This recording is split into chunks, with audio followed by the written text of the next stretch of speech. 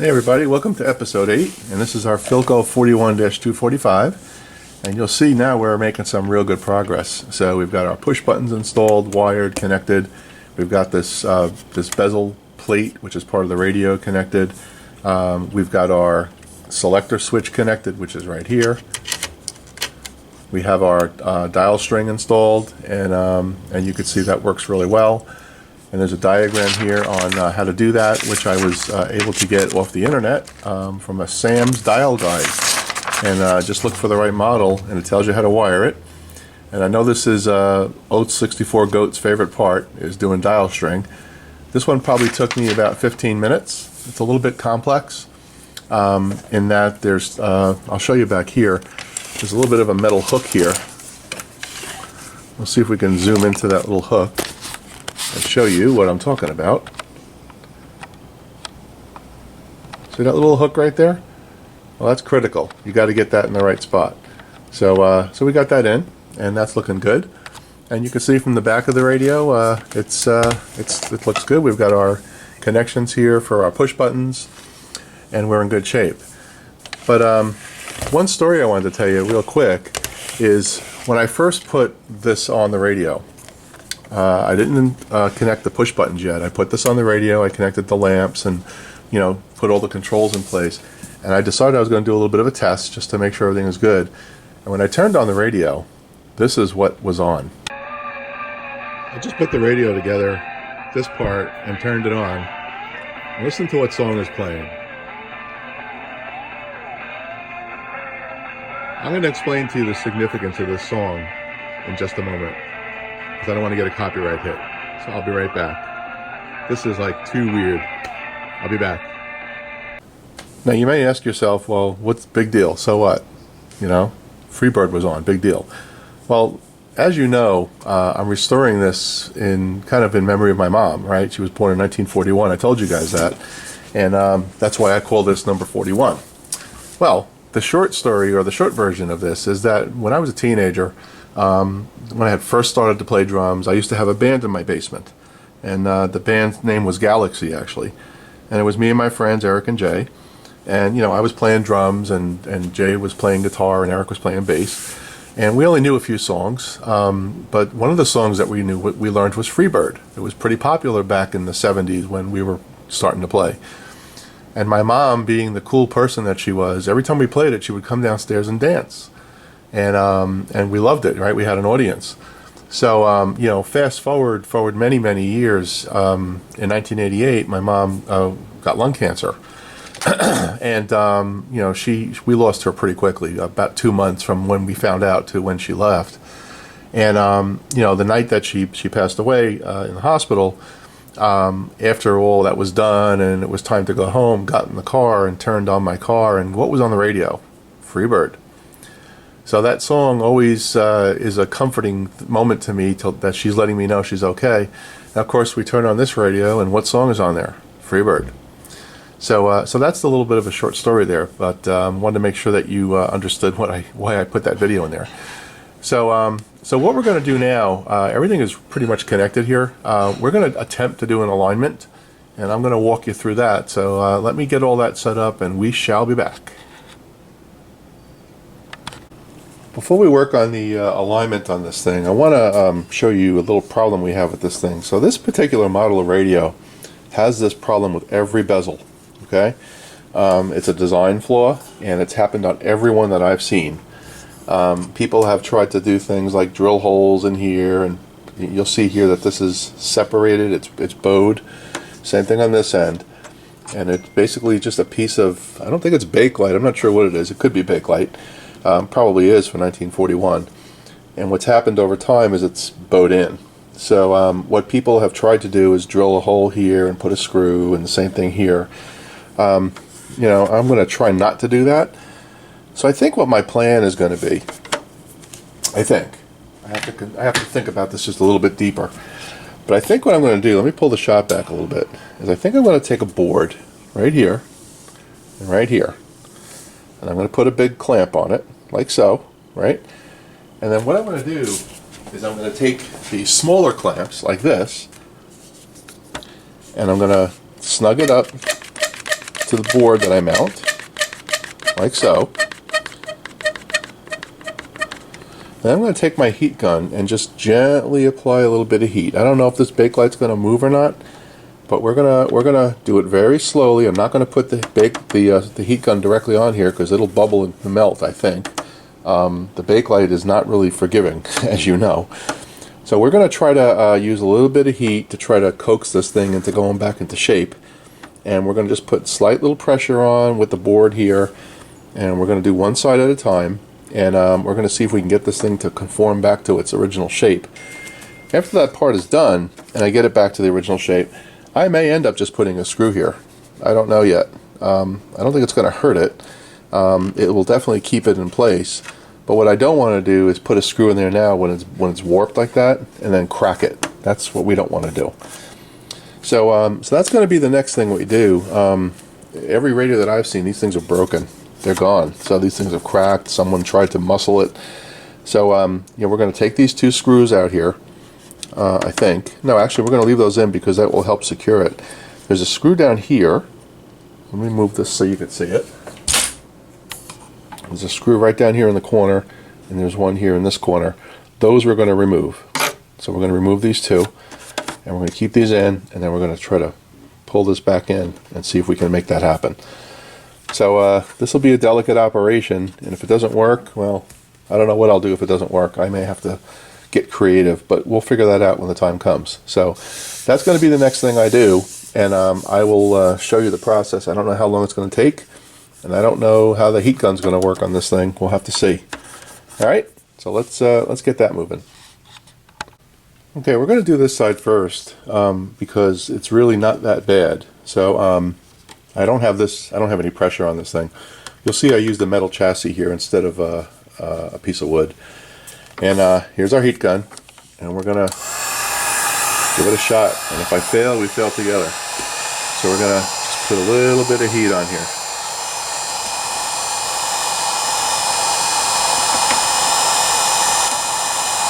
And just give it a little bit of a squeeze.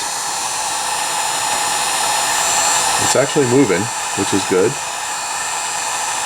I want to make sure it doesn't get too hot.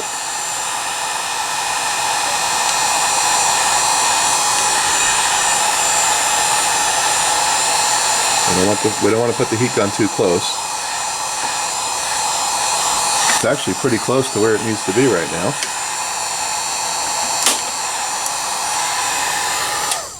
Alright. I just heard a little bit of a cracker. Let's see if we cracked anything. I don't think so.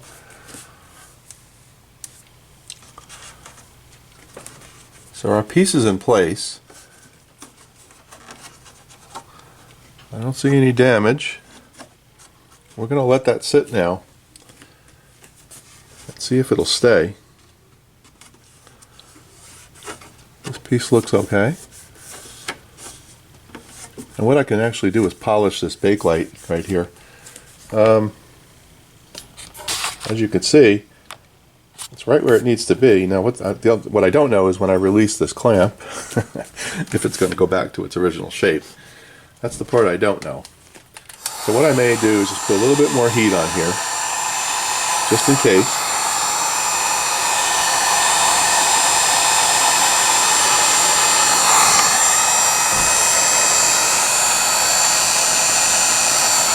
Just in case this thing decides that it wants to go back where it was.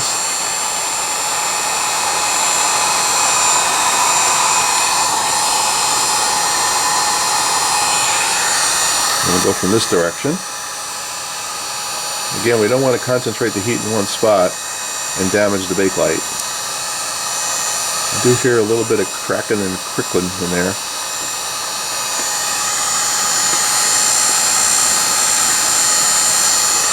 Okay. We're going to let this thing cool completely, and I'll come back to you when I take the clamp off and we'll see what happens. Remember, I'm doing this live with you guys, so there's no practice going on here. I haven't taken the clamp off yet, but what I'm thinking is possibly, being that this thing moves so nicely, I may be able to put a little JB weld back there if it moves back when I release the clamp. So we'll find out. I'm going to give it a little bit more time to really, really cool off from top to bottom. And then if it moves again, we're going to put some JB Weld in there and clamp it and see what we could do. Okay, we're going to remove the clamp and see what happens. I'm just thinking, you know, given that I'm probably going to refinish this cabinet, I'm not going to glue anything yet. If it moves back, I'll end up just taking off the bezel for now, wait till I finish the cabinet, and then do this operation. But I want to see if that worked with the heat gun. So let's release it. You're seeing it first here. If it messed up, well, what are you going to do? Ready? Here we go.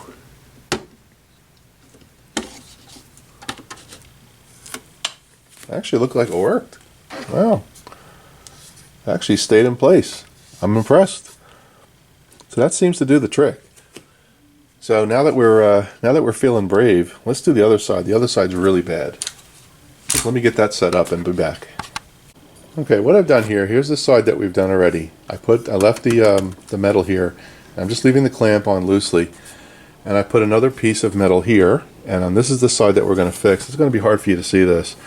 But we are going to do the same technique, and we're going to apply a little bit of heat, and we're going to see what we can get out of this one. So I'm not sure how much you're going to see, but we'll give it a shot. So start under here with the heat.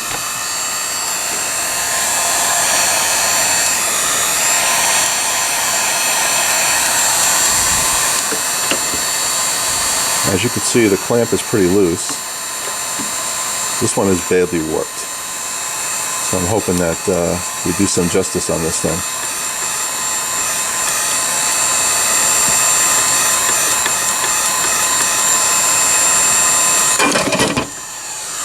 Clamp slipped off.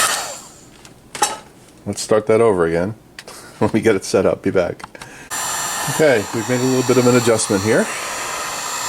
Let's try it again. I'm going to put the heat from underneath this one.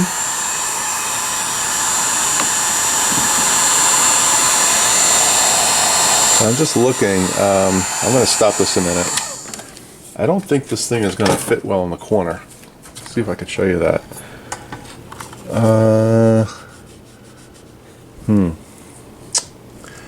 Looks like it may be hitting the edge of this plastic here.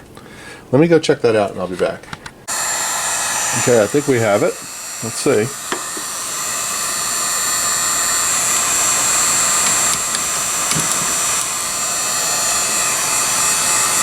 It's moving. Let's put a little more heat in there. This side is staying nice and tight. I think that's about as far as I'm going to go with it.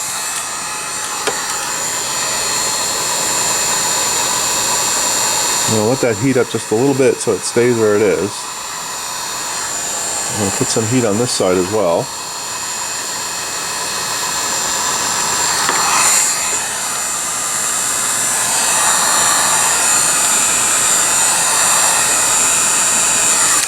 Okay. Both sides are now flush to the cabinet where it should be. So we're going to let that cool off and I'll come back and show you the results. Right, this will give you a better look of where we currently are. So you'll see that it looks like this is relatively straight. This one here, this side I'm a little concerned about. You probably can't see it on the camera, but it looks like it's bowed out like this. So I'm just gonna let this kind of sit there and rock and roll by itself for a little bit overnight, and see what I end up with. When I remove the clamps, I'll probably end up taking that piece out, and after I do the work on the cabinet and decide to put it back in, I may end up putting some JB Weld there because it's going to warp again. And if I have the opportunity to hold it in place and prevent that from happening, that's what I'd like to do. I'm going to have to take it off to shine it up anyway. So looks like we're able to play with this a little bit from a plastic perspective and get it in a better place.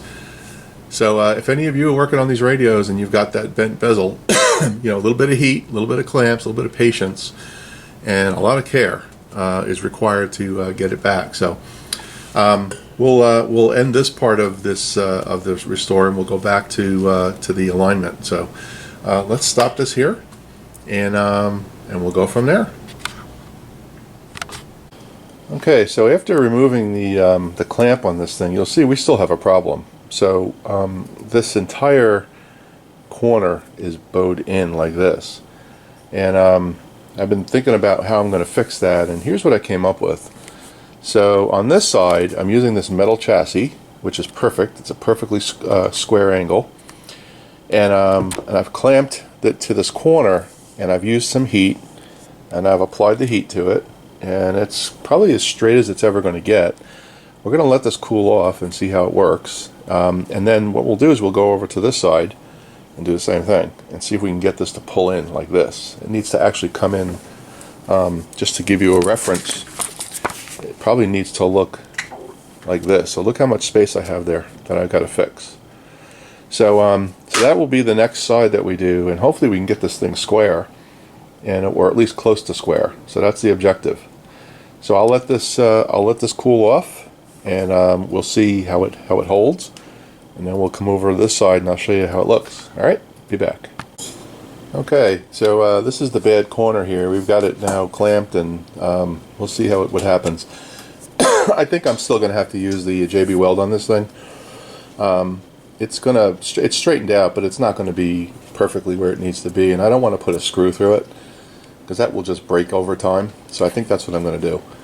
So let's take this clamp off and we'll place it back in the cabinet and see what it looks like. I don't know if you can see this. It is improved. It's not perfect. You can see we still have a gap here, and we have one here. So I think that's going to be the plan. A little JB Weld. It's better than it was, but I'm not going to take any more chances on this thing and stress out the plastic and crack it. There already is one little crack here that was there before I started.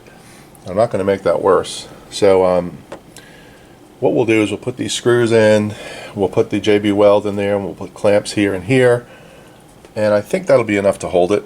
That should be okay. There are two screws on the bottom here, but the holes that they go through have been broken over the years, so these two screws don't do much right now. So so I think we've done a fair amount of work here to get this to a better place, and I think that's as good as we're going to get it. So we're going to do the clamp method. Like I said, I don't want to put a screw here. It just isn't going to look right, and I just feel like this thing is going to still pull out over time. So anyway, as far as the cabinet goes, I did give it an initial cleanup with Old English furniture polish and Scott's liquid gold, and I don't think I need to refinish anything here. I think it's just a lot of dirt. I'm going to go over this again with some Gojo, and then I will do it again with the what do you call it, Old English, and with the Scott's, and then I think I'm going to touch up this black around the entire radio. It is pretty ratty on the bottom. And I think that's going to be it for the cabinet. I don't need to strip anything. Just need to do a little cleanup. So we'll come back and take a look at that. Matter of fact, what I'll do to keep this video relatively short, I'll start the next video with this being glued with the JB Weld, and show you what the final cabinet looks like after I've painted, and then we'll do the alignment on the radio. So we're gonna end this one here, and I hope everybody has a great Sunday. Take care.